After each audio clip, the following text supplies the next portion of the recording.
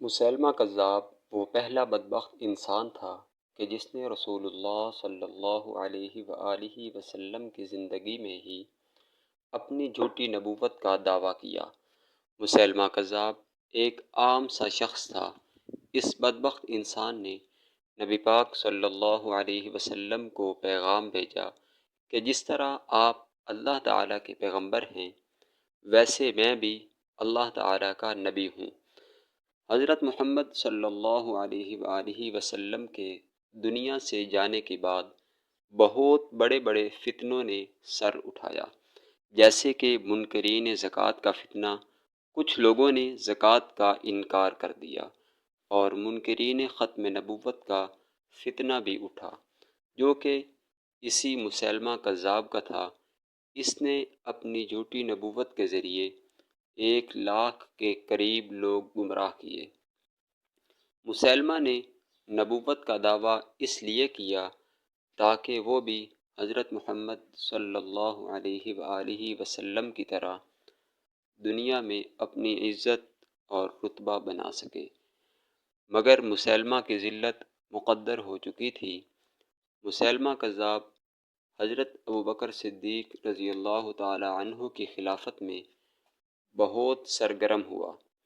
حضرت ابوبکر صدیق رضی اللہ تعالی عنہ نے مسیلمہ کذاب کی سرکوبی کے لیے ایک لشکر روانہ فرمایا، جس میں مسلمان سپاہیوں کی تعداد کم و بیش 12,000 تھی۔ اس جنگ کا نام جنگ یمامہ ہے، اور دوسری طرف مسیلمہ کا لشکر 35 سے 40 ہزار افراد پر مشتمل تھا۔ اس جنگ میں 1200 صحابہ کرام شہید ہوئے، اور تقریباً 3500 سے 3700 مسیلمہ کے پیروکار مارے گئے۔ اس جنگ میں مسیلمہ کذاب بھی مارا گیا۔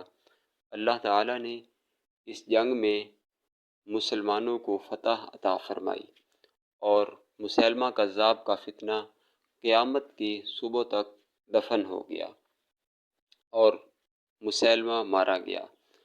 قرآن مجید میں ختم نبوت کے متعلق اللہ تعالیٰ نے ارشاد فرمایا ہے، محمد صلی اللہ علیہ وسلم تمہارے مردوں میں سے کسی کے باپ نہیں، اور لیکن اللہ کے رسول ہیں اور آخری نبی ہیں۔ سورۃ الاحزاب پارہ نمبر 22۔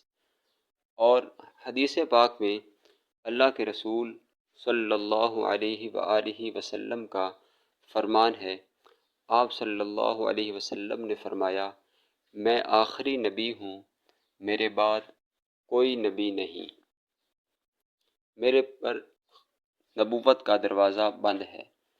الحدیث، یہ حدیث پاک میں آپ صلی اللہ علیہ وسلم نے فرمایا۔ اس کے علاوہ بھی بہت ساری قرآن مجید کی آیات اور احادیث سے یہ ثابت ہوتا ہے، اور اجماع صحابہ اور اجماع امت بھی اسی پر ہے کہ حضرت محمد صلی اللہ علیہ وآلہ وسلم کے بعد کوئی نیا نبی قیامت تک نہیں آ سکتا۔